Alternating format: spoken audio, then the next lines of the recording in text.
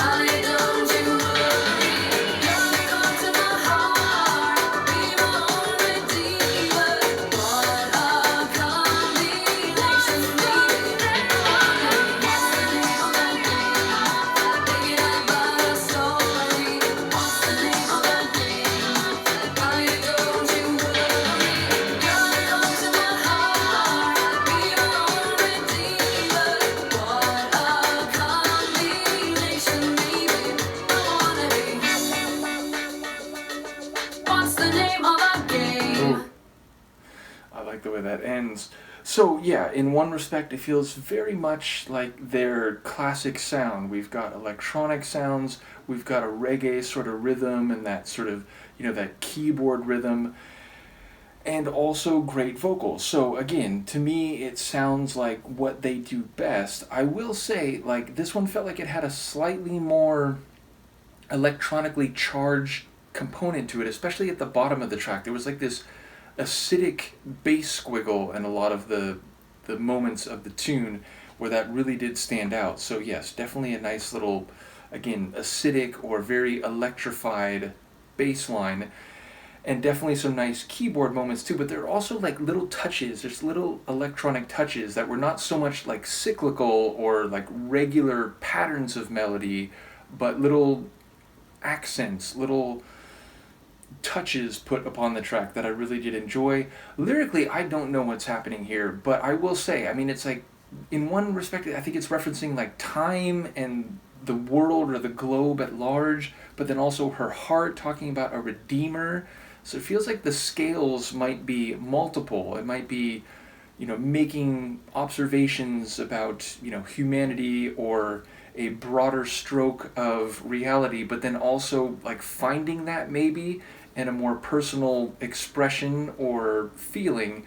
Nevertheless, I did enjoy the vocals. There were some nice like backing extensions while the lead vocal was going, and definitely there was a good groove to the track. Again, it had that like dance floor, not like in a four to the floor like trance or house type of sound, but more of that like syncopated groove rhythm, which this sort of ushers in a whole nother set of dance stylings when my brain thinks of the rhythms, the feeling of the tune.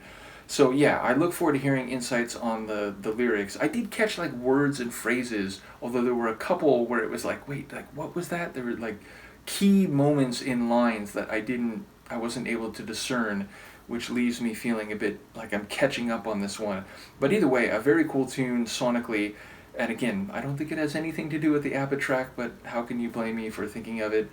Nevertheless, I'm looking forward to more of the regular tracks, although I feel like we must be getting near the end of the like regular tunes from the album. But there's a lot in the folder. Okay, so it looks like there's 3 more from the album proper. Change with the Light, Hey Darling, and The Juvenile.